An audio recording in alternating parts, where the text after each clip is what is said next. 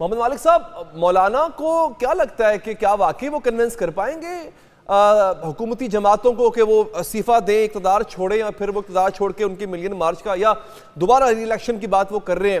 Is Maulana a bigger threat now؟ جی نہیں، ابھی تو جی بہت نیسنٹ سٹیج ہے، ابھی تو میرا نہیں خیال. اور دیکھیے ٹو بی فیئر، مولانا صاحب کی تقریر بڑی جوشیلی تقریر تھی، لیکن جن لوگوں کے اگینسٹ وہ اکٹھا کر رہے تھے سب کو، کل تک خود بھی ان کے ساتھ ہی چیزیں ہو رہی تھیں نا. جب آپ آخری دھرنا ہوا اسلام آباد میں تو انہی کی گارنٹیز پہ واپس گیا دھرنا. اور دھرنوں سے ذرا گورنمنٹس نہیں گرتی ہیں. یہ ہم نے دیکھ لیا تھا جب عمران خان صاحب کا بہت بڑا دھرنا آیا، اتنے دن رہا بھی اسلام آباد میں، اور تب تو اسٹیبلشمنٹ بھی ان کے ساتھ تھی، تب نہیں گورنمنٹ گری. تو اب جب کہ اسٹیبلشمنٹ کا سپورٹ نہیں ہوگی اس دھرنے کو یا ان مارچز کو، تو پھر I don't think it's a bit too early. میرا خیال ہے ابھی شاید وہ مومنٹم بننے میں ٹائم لگے گا. میرا نہیں خیال کہ ابھی گورنمنٹ کے لیے کوئی بہت سیریس پریشانی ہے، کیونکہ اکیلے وہ ان کے پاس اتنا مومنٹم نہیں ہے. اور پی ٹی آئی ابھی تک آپ کو دو سوچوں میں کلیئرلی ڈیوائیڈڈ نظر ہے. پی ٹی آئی چاہتی بھی ہے کہ ہماری بات چیت ہو، اس لیے پی ٹی آئی ایک حد تک بیانات کی بات اور ہوتی ہے، اسٹریٹ ڈیمونسٹریشن اور اسٹریٹ موومنٹ چلانا اور ہے. اور ابھی جو پچھلے دنوں بھی احتجاج چلا ہے، آپ نے دیکھا اس کے اندر نمبرز وہ نہیں پی ٹی آئی سڑک پہ لا سکی. دیکھیں 8 فروری کو خاموشی سے ووٹ ڈالنا علی، وہ آپ میں کوئی بھی جا کے ڈال سکتا ہے، لیکن سڑک پہ جا کے کلیش کرنا انسٹیٹیوشنز کے ساتھ، ماریں کھانی، جیلوں میں جانا، یہ ٹوٹلی ڈیفرنٹ بال گیم ہے. سو سڑک گرم کرنے کے لیے جو بہت کچھ چاہیے، میرا خیال ہے وہ اس وقت اتنا ہے نہیں. سو ابھی تقریریں ہوں گی. آپ پی ٹی آئی کا بھی آپ دیکھیے، جو اتحاد جو تھا انہوں نے بھی بلوچستان سے تحریک جا کے شروع کی. چیز تو ہے پنجاب میں آپ کب کرتے ہیں، یہ چیزیں پنجاب سے چلتی ہیں، پنجاب کے نمبرز ہیں. پنجاب میں کیا کریں گے؟ اپنا مولانا صاحب بھی مئی 9 انہوں نے ڈیٹ دیا پشاور کی. پشاور کا ماحول ہمیں پتہ ہے، کے پی کا ہمیں ماحول پتہ ہے.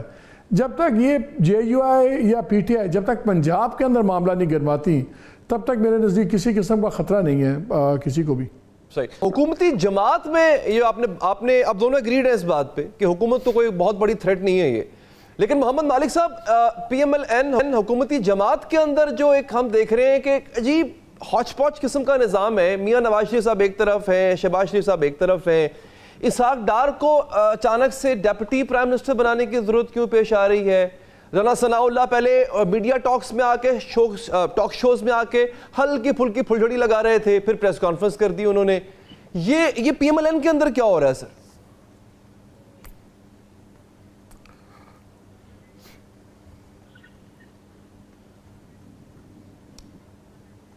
محمد مالک صاحب سر. نہیں، کچھ بھی نہیں ہو رہا. میسیجنگ بڑی کلیئر ہو گئی ہے کہ جو ایبسلیوٹ پاور ہیں وہ نواز شریف صاحب ہی ہیں، اور انہی کی جو بات ہے وہی چلے گی. دیکھیں پارٹی پریزیڈنٹ تو بن جائیں گے اگلے ماہ 11 کو جب ان کا کنونشن ہوگا. اس کی تو ویسے بھی لاجیکل بڑی ریشنل ٹھیک ہے، کیونکہ شہباز صاحب اب اسلام آباد سنبھالے ہوئے ہیں. مریم جو بڑی پرو ایکٹیولی پارٹی چلا رہی تھی وہ چیف منسٹر بن گئی ہیں.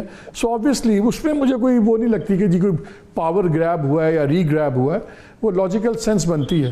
لیکن ان کا بننا deputy prime minister Ishaq Dar صاحب کا، اور یہ پتہ آئی تھنک ہمارے سے زیادہ زیرک ہیں سیاست کو، ہم تو اسٹڈی کرتے ہیں، وہ تو امپلیمنٹ کرتے ہیں میاں صاحب. آئی ایم شیور ان کو اندازہ تھا کہ اس سے کتنا سیاسی کیپٹل ڈیمیج ہوگا شہباز شریف صاحب کا.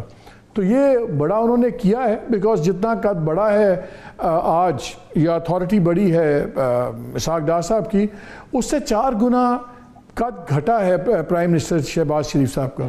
کیونکہ بڑی اوپن سیکرٹ ہے، سب کو پتہ ہے کہ شہباز صاحب کی بالکل نہیں پریفرنس تھے اسحاق ڈار صاحب. اور جب موقع ملا آئی ایم ایف کا اور دوسرے اداروں کی انوالومنٹ سے، انہوں نے ان کو فنانس منسٹر بھی نہیں بنایا. مجھے آپ ایک بات بتائیں کہ ایک شخص کو جس کو آپ فنانس منسٹر نہ بنائیں، ایک شخص کو جس کو آپ چیئرمین آف دا سینٹ بھی نہ بنائیں، صدر پہ تو خیر گیم اور ہی تھی، اور پھر آپ ان کو سیدھا ڈپٹی پرائم منسٹر بنا دیں. اٹ شوز کہ یہ پاور پالیٹکس, جیسے ابھی منیب کہہ رہے تھے, یہ بڑی خوفناک ظالم چیز ہے.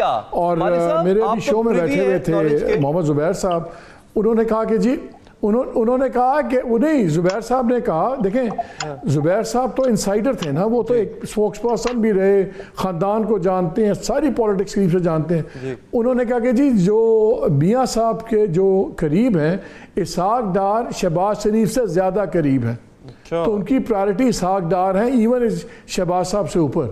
تو I think message is very clear کہ ہو is running the ship now. یعنی آپ سمجھتے ہیں کہ یہ میاں صاحب کا بندہ انسٹال ہوا ہے پرائم منسٹر آفس میں؟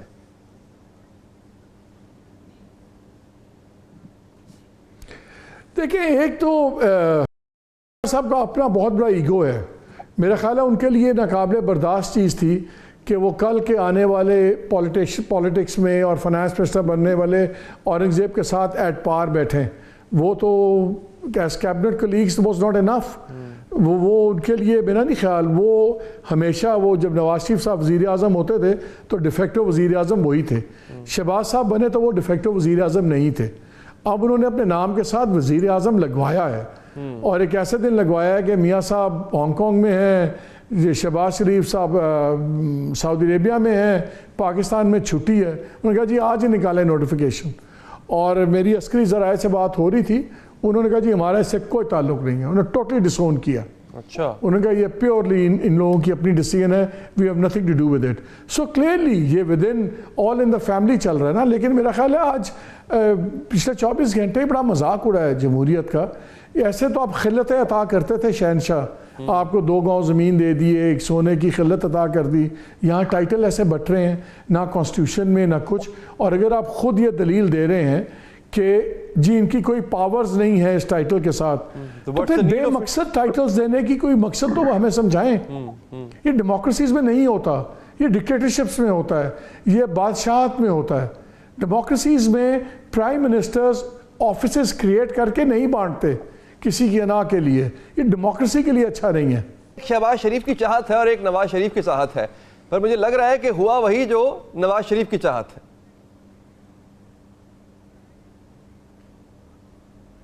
نہیں, وہ دیکھیے بڑا کلیئر ہے. جب فائنانس منسٹر والی بات تھی اس میں ان کے پاس ایک تو ایکسکیوز بہت بڑا تھا, آئی ایم ایف سے تمام ڈیل ہونی, اور ان کے تو بالکل جلے ہوئے بریجز تھے نا آئی ایم ایف کے ساتھ اسحاق ڈار صاحب سے. تو اس کے پاس ان کے پاس بہت بڑا ایک بہانہ تھا, اور ایک ان کے پاس بہت بڑا ایلا تھا انسٹیٹیوشن کا. Institution was also not comfortable, تو اس لیے وہاں سے ہٹا دیا گیا. اور اس میں شہباز صاحب کا بوجھ آئی ایم ایف نے اٹھایا اور انسٹیٹیوشن نے اٹھایا. پھر جب ان کا فارن منسٹری کی بات ہوئی اس میں بھی اعتراضات تھے اسلام آباد کے قریب سے, لیکن اس میں میاں صاحب پریویل کی, انہوں نے کہا کہ نہیں آنے دیں, ریکویسٹ کی, ہو گیا, سب کچھ ہو گیا. اب اس کو آپ کہتے ہیں ڈیفٹ پولیٹیکل موو. یہ بڑی ایک باریک واردات ہوئی ہے آج کل جو ہوئی ہے یہ ان کو بنانے کا, کہ اس میں کوئی کچھ بول نہیں سکتا اس وقت. وہ کہیں گے دیکھیں کیا ہو گیا, ہم نے ایک ٹائٹل دیا ہے, ایک بڑا عزت والا ٹائٹل دیا ہے, پاورز تو کوئی نہیں ہے, نہ رولز میں ہے نہ آئین میں ہے, تو اس لیے کوئی پینک کرنے کی ضرورت نہیں ہے. ہم نے سمپلی ان کی عزت ان کی بڑھا دی ہے, چلیں آپ نے بڑھا دی ہے. لیکن اب آپ مجھے ایک بات بتائیں, جیسے آج ہم پروگرام میں میرے میں بات کر رہے تھے, جب ایز ڈپٹی پرائم منسٹر وہ بلائیں گے فائنانس منسٹر کو, کیا وہ نہیں آئیں گے ان کو ملنے؟ جب ایز ڈپٹی پرائم منسٹر بلائیں گے لیٹ سے پرائیویٹائزیشن منسٹر کو, کیا وہ نہیں آئے گا؟ بھی آئیں گے بھئی. اب ایک پروٹوکول میں تو چیز آ گئی ہے نا. سو اب آپ دیکھیں گے جس کو انگریزی میں کہتے ہیں نا کریپنگ اینیکسیشن. اب آپ دیکھیے گا کہ ڈار صاحب کا رول آہستہ آہستہ تمام چیزوں پہ پھیلے گا. میں تو اب سوچ رہا ہوں کہ اس سے بہتر تھا کہ آپ ان کو فائنانس منسٹر بنا دیتے, تاکہ 2-4 مہینے میں دودھ کا دودھ پانی کا پانی ہو جاتا. ہمارا خیال تھا کہ فائنانس منسٹر نہیں بنے تو چلیں اب ایک نیا دور شروع ہوگا, لیکن یہ اس سے اوپر وہ بٹھا دیا میاں صاحب نے. اب he will be involved in everything. That he will try to spread his wings. لیکن یہ پھر شہباز شریف صاحب کو برداشت ہوگی یہ بات؟ کیا وہ ایسا چاہیں گے کہ ان کی ڈومین میں گھستے چلے جائیں اسحاق ڈار صاحب؟ دیکھیے میرے برداشت کی تو بات ہی نہیں ہے. میرا تو خیال تھا کہ اس باری شہباز شریف کا سب سے بڑا کنسرن اپنی لیگیسی ہوگا. کلیئرلی نہیں ہے. نہیں, اچھا exactly it's not nowhere to be seen. آپ بالکل ٹھیک کہہ رہے.